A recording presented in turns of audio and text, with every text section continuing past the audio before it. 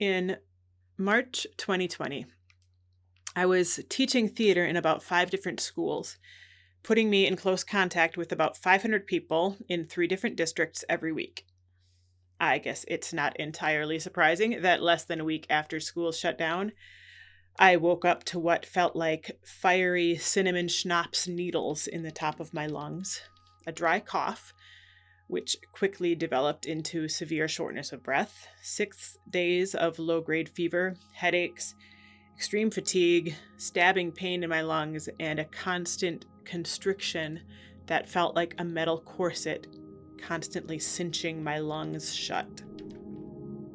When I could, I started walking in my neighborhood and walking with friends every day. I did this before lockdown, but it became my lifeline in a pandemic world. About the time I got my breath back, George Floyd's breath was taken from him as the world watched. People who had been stuck inside and cut off from friends and family for months took to the streets. We walked for justice. We walked for healing. We walked for long overdue social change and equality. The streets of LA and streets all over the country and all over the world filled with outraged and horrified people who'd had enough. Black people are the pound we ready. Yeah, fuck God said it. Yeah, shout down Babylon. Black people are the pound we ready. Yeah, fuck God. Wait.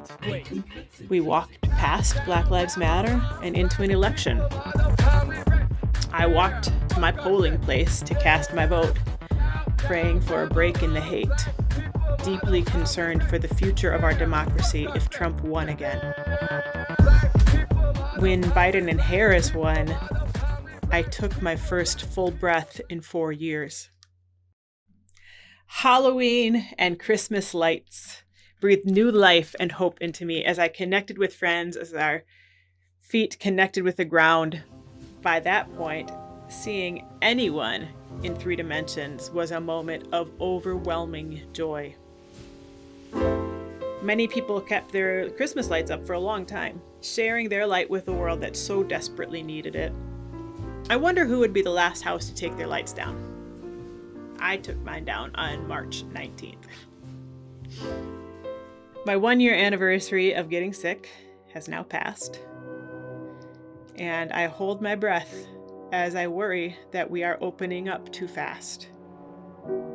I've been what they call a long hauler. I still lose days to debilitating fatigue and multi-day migraines. I rest, and then I walk.